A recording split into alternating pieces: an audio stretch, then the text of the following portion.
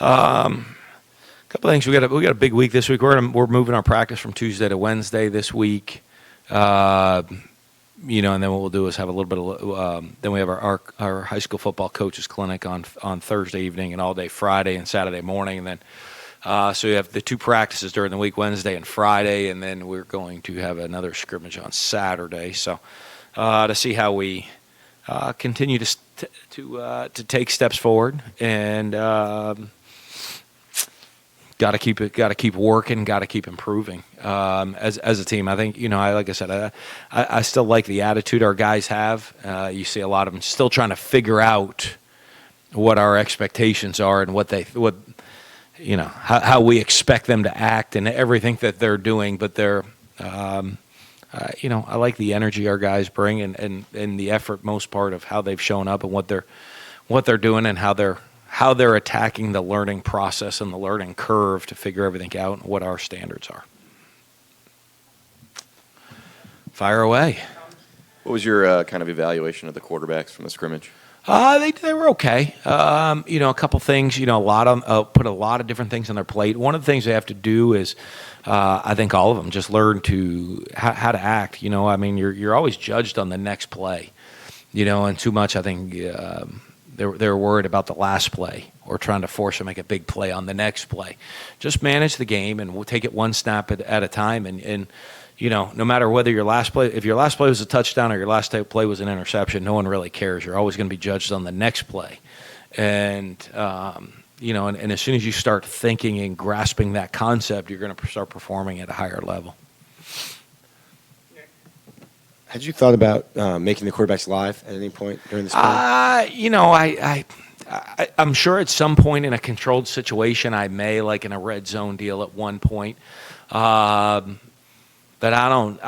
you got to be cautious with that. It's not just them. It's not always the guy getting tackled that I worry about. Even when you go scrimmages, that's why you don't tackle much. It's not just to me. It's not the two guys at the point of contact. It's those two guys, and it's the friendly fire, or the bystander that's around, and all of a sudden, as guys are hitting the ground, two people hitting the ground, that's a lot of bodies whipping around at legs, and so we're just cautious that way about it because of injury. Okay, the quarterbacks, can you expand a little bit, please? Yeah. Well, the biggest one, like I said, is learning. It's just decision making. If you don't make a good decision on first down, you better put that one behind you and not try to force a play on second down for all of them. And you just see that as guys and not having been here, so to me they're all brand new young quarterbacks that really never learned, and I don't know what they've learned. In the past, I don't judge it. I just judge off of we've had them for a couple weeks now at the quarterback position. The most important thing is to manage the game. Okay, your job is to manage the game and always put the offense in the best position to go be successful on every single play. Take what the defense gives you, get us into the right play, get us into the right check, know when you want to take a shot down the field, when you don't want to take a shot down the field, and manage. And a lot of that comes is if I make a mistake on first down, human nature says on second down, I'm going to go make up for that mistake I made on first down. Okay? No, manage the game. Take what the defense gives you, do the right read, get to the right check, and keep the right footwork. Same thing as if I just hit a big play before, hey, we're in great shape. Nope, manage the next play, take what the defense gives you, put us in the best position to be successful. And that's the learning curve they're going through. They're fighting through the human nature part of being out there on the field trying to make things happen or not understanding how to manage the course of the game. That's the first scrimmage. It's the first live football that they're going to see first down, second down, third down, first down, a big play into the red zone, what happens next, how to manage every single situation in game time. So we'll watch the film with them today and spend as much time on technique and reads as we will as game management in situations. What did you feel Felipe's attitude was after the performance? He had the few picks and stuff, and that can discourage a guy. No, and that's it. I mean, he was great. He was in there today a little bit already. Came in, and while we were watching the film as a staff, I think between classes, he came in and sat in there for a couple minutes. I think it's just learning. I think he's, the great thing. I think he's very, very hungry to learn everything about the quarterback position. We'll get him smiling a little bit more at times, and lighten up some.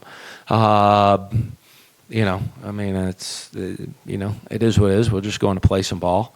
And but I thought it was. I thought he's a guy that he's got to learn the situations.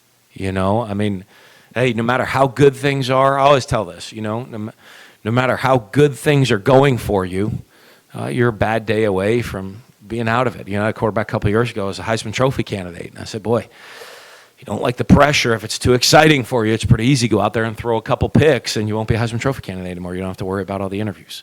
And he started laughing. And then once he started realizing it really is just about the next play, his performance took off. So I think it's going to be a lot about managing the situations. But he's a guy that's very hungry to learn every aspect of the quarterback position, not just the reads and the footwork, every aspect of it, which is managing the game. Coach, Darius had a big play in Friday's scrimmage. Yeah. What are your thoughts on him, just first of a guy that you inherit? What do you think about his game and the type of player he can become? He's an explosive player, but what guys got to learn is it's about every play, I mean, because here's the thing is if you're an explosive playmaker like that, but you can't execute on a regular play on an every play basis, it's hard to get you in the game. We can maybe have a couple plays that we can put the ball in your hands for something. But to me, you're never going to become successful until you learn how to be an every down player. And, and as a younger back, that's what you got to learn. I mean, if you want to, if you think about it, if you're a running back, say you play 45 plays in a game and you have 18 carries. Okay, let's see. My math might get a little bit off, but I think that's 37 that you're not carrying the ball. And that's still a bunch of touches, but 37 plays where you have to be twice as much. You're blocking, you're running routes, you're doing something else except for putting the ball in your hand and going to run with it. Again, something guys learn as they grow and they mature about. A lot of times you're recruited because of your talent when the ball's in your hand, but to become a great football player, it's what you do when the ball's not in your hand as a running back that's even more important. And so I think he's learning and growing in that aspect of things. I wanted to ask you a little bit about Kyle Trask's background. I'm sure it's not much that you think about or reflect on now that you're working with him, but how much have you had quarterbacks or seen guys like that in the past where they weren't the starter, kind of this, no name in high school, and now he's got an opportunity to start at Florida? Well, I don't know. I've had that situation. I've had guys that didn't start till their senior year because of different scenarios. Brian Johnson didn't start. Nick Fitzgerald didn't start till his senior year because of other scenarios and other guys on their team. Haven't had this situation before. But, again, it's what you're learning while you're here. Our job is to coach you up and teach you how to do things the right way, and he's here, part of the team, part of the family. So our job is to coach him as hard as we can, and his job is to play as hard as he can and try to improve to the best of his ability every single day. And that's what it is. So whatever's happened in the past is the past for him. So it's about improving every day. Was there anything that you were particularly pleased with, or position group maybe?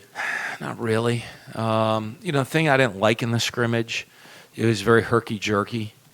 And by that, it wasn't great football to me. Offense, there's a lot of mistakes, and then, you're seeing a 3-and-out, 90-yard touchdown, 3-and-out, 50-some-yard touchdown. And so that goes like offensively and defensively right there. To me, when you see good football, you want to see execution on both sides of the ball and some playmaking, not, because you could define it to me as, hey, bad offense and then all of a sudden explosive play with bad defense instead of good football on both sides and guys making making plays within the system. And so that would be the biggest thing that I'd love to see cleaned up moving forward, is just cleaner football, cleaner execution on both sides. But if I was happy with something, I think our guys play hard. I think they the one thing when I talk about playing with great effort, I think they've really tried to buy into that and pay attention to that, of how to go hard, that's to me the most important thing. I mean, if you go hard, we can teach you how to play football. If we're constantly spending all our time, hey, just every time, hey, run faster, go harder, finish the play. I'm not coaching you about where your step, where your hand placement, where your technique was. So I was pleased with that. I think even as the scrimmage went on, I thought the defense had pretty good energy during the course of the scrimmage. Offense at times, but, again, when things were good, they had good energy. When things weren't, they didn't. But even both sides of the ball almost got that way. When things were good, everybody had good energy. If it didn't, we got to learn to fight through that aspect of it. I thought early on, I think they were just, I don't know if it, hesitant, or they were trying to figure out maybe what we were looking for as coaches in the scrimmage, instead of just playing as hard as they can and having fun to do it, which is what we told them to do. But I think they're kind of, is this the right way to have fun, instead of just having fun? Did anyone stand out on defense to you, or? There'll be a couple guys. I think a bunch of guys graded out. So, I don't know individually. I mean, who would have really jumped out at me? Because there's guys that made some really good plays, but then, when you go back and technically they missed some big plays too, and so it's about so much is about consistency of performance. We expect the guys to be able to make great plays, but can you do it in not just making a spectacular play? Can you play at a high level consistently? And that's one of the big things moving forward we want to see. And Trask moved the offense a few times. Mm-hmm. How did he manage the game? I thought he did a pretty good job. I thought, he had an interception and had a tough turnover. There were some different things, and at different times in the scrimmage, to be honest with you, there's kind of a hit sheet of things I want to get done, and I'm not always paying attention who's in the game, just schematically, so we can teach all of them different things. So, I think one of the benefits having me behind the quarterbacks, there are some, I was kind of checking some plays for them at the line of scrimmage so now we can go back today and I can look and say, hey, do you see what happened right here? That's why we made that check in that situation, so that they can see, hey, we were going to run this play. I kind of gave them run this. And, as we move forward into a game, they'll start to learn, hey, we have a play called, especially some shot plays or some different things. And if we don't get the look we want, we'll get it to something else that's a safe play against those looks that we would scheme on an individual week. We don't spend a lot of time scheming each other in spring. We get a lot of time going and just learning to play hard, learning to execute the plays. And so part of that was I know with Trask, the one drive, he did a great job driving down the field. We actually checked some things at the line of scrimmage that I was checking for him that we would have in a game plan in that mode. And he did a good job of communicating that and getting everybody to understand what we needed to do at the line of scrimmage. Talking to the players after the scrimmage, they said that the simulated halftime, you kind of had to gather them together and give them some juice. Yeah. What did you see in the first half? What did you say to them, and did you see those changes? Yeah, I just at the offense, I just it was learning to deal with some adversity. Even with the quarterbacks not being live, there are some things we had a couple drop balls, or we had hey, would he have gotten a first down in this situation that might have changed the drive alive? But I said the biggest one is it was just kind of like quiet. if you will, of having the confidence and expect to go make the plays, and when things aren't going right, that's when leaders and the playmakers really want to step up of saying, hey, or if I make a mistake, say, give me the ball. You watch like it's March Madness tournament time. You see those people, they want the ball in their hands. Like, no matter, hey, I'm 0 for 12. That's fine. Give me the ball. I'm going to score. You get me the ball, I'm going to score when it really counts. And even if things aren't going well, make sure we understand that here, we expect you to be the guy. If you drop 3 passes in a row, don't be shocked we're going to throw it to you on the next play. And you should be sitting there yelling, throw me the ball. I ain't making that mistake again. You get the ball in my hands, I'll make it happen.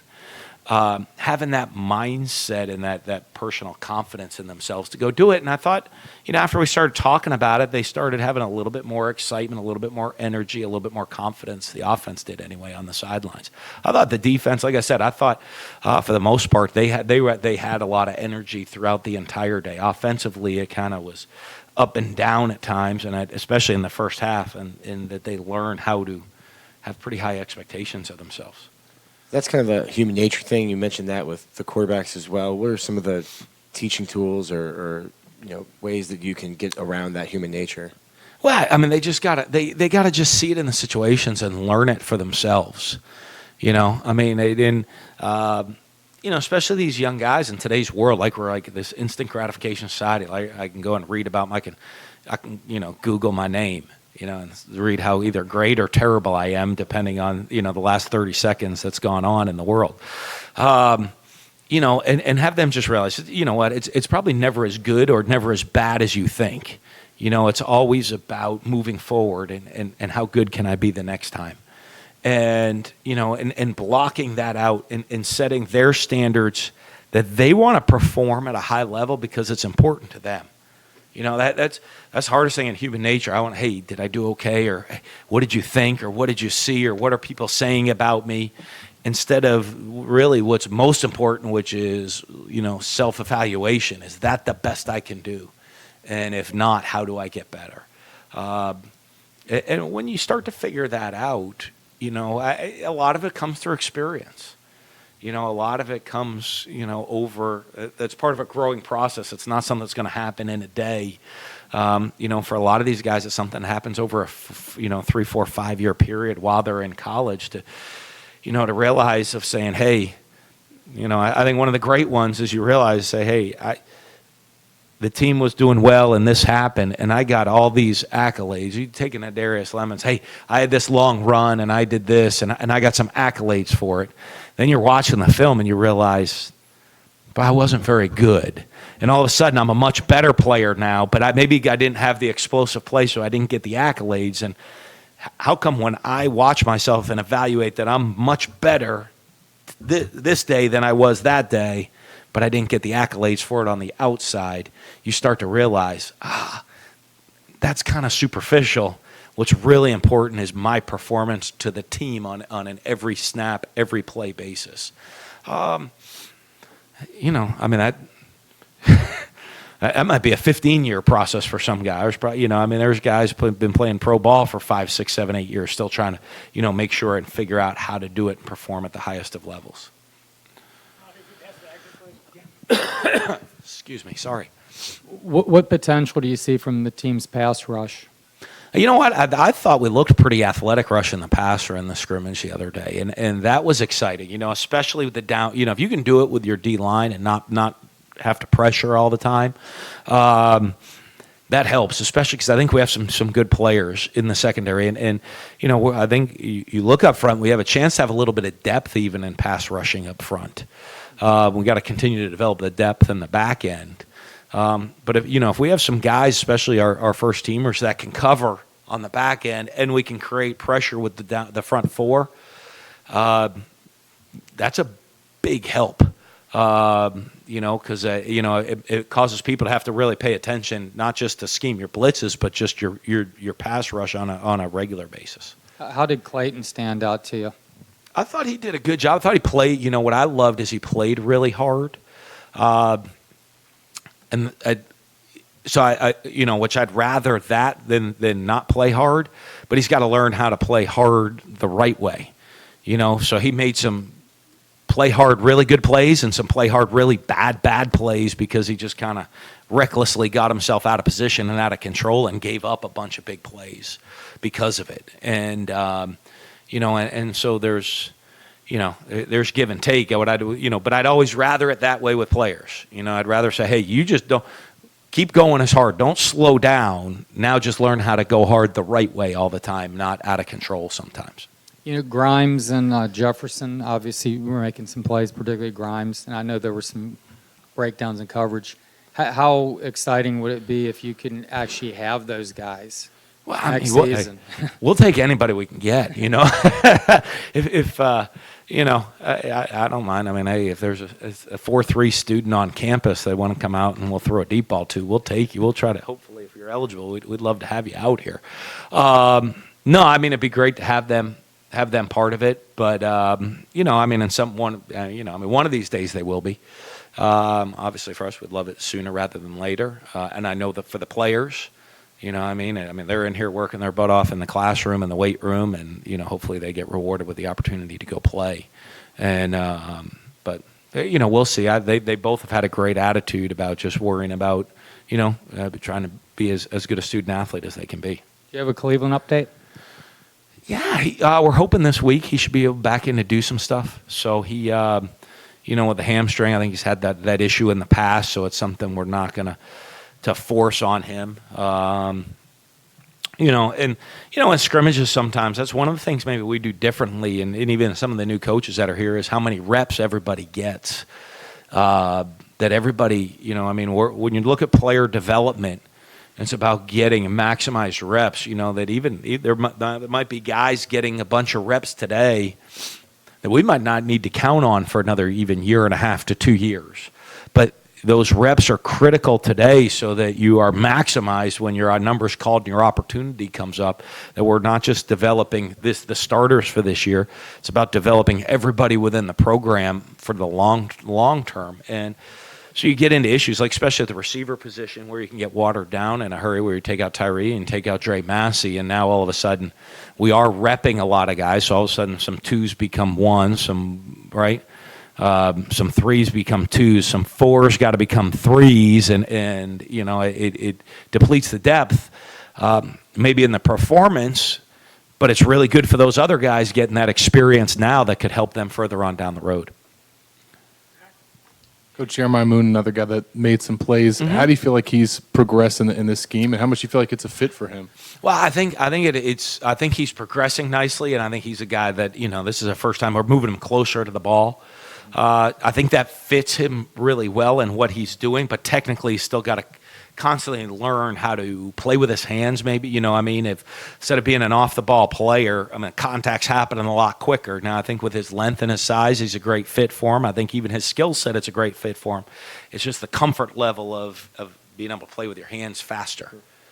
And then it's early in the recruiting cycle, but you guys seem to just be getting a lot of interest from California prospects and just making some headway there. Can you just talk about the overall efforts in that state and how much you feel like it's beneficial to get talent out of there? I don't know there as much as everywhere to me. Is obviously the main focus in recruiting is going to be within the state of Florida, or within a 5-hour radius here.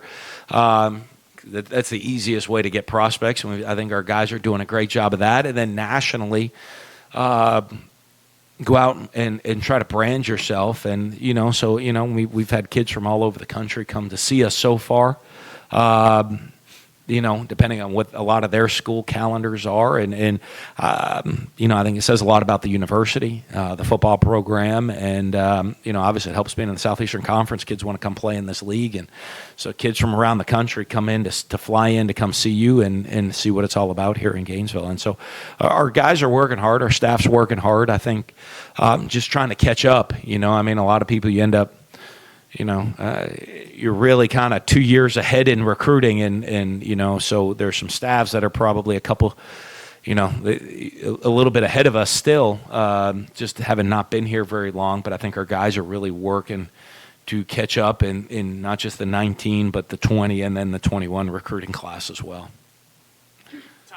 The offensive line in particular, what does that group need to do to kind of take a step forward? Well, I mean, one, we got to keep some depth with that whole group right now. You got two guys down, and so again, when you're playing three full offensive lines, the trickle down effect can hurt you. But the consistency, that's the O line. The biggest one is going to be consistency. There's times we look really, really good. I mean, then there's times where when you do it in the scrimmage situation on 1st and 10, both guards pull and run into each other, and you end up with 2nd and 14. That's not a good thing for the drive, at that point. And really kind of now you're playing catch up, and when guys are learning, you got some inexperienced guys and other things, it makes it harder. So the consistency of that, and us trying to make sure, when you get into a season, right now in a scrimmage we played 16 offensive linemen. In a game you're probably playing 7 or 8. So hopefully you get the 7 or 8 guys that you feel really comfortable with the consistency of their performance. Then through a course of a game, it looks a lot cleaner. Right back here. In addition to Darius, what else have you seen from the running backs, especially Friday, and how do you start to sort of adapt this offense to that unit? Yeah, well, I mean, I think they run hard. I think we have some talent at the running back position. And so, one of the things, too, in scrimmage is I'm not looking, especially with again, when you go full live scrimmage and bodies hitting the ground all over the place, we're not going to sit there and just say, hey, we can run the ball well, let's just run it so we just win the scrimmage. We're 0-0. After next Saturday scrimmage, we'll be 0-0. After the spring game, we'll be 0-0. So it's about getting the team ready for the fall of what we do, how we set things up, how we call plays. So, but I am pleased with some of the depth we have and the skill we have at that running back position. For those guys to feel confident that if we need to run the ball, we have a right. You think we have a chance to do it. Any final questions for Coach? Thanks, Steve. Yeah, thank y'all. Is that your master's hat for this week?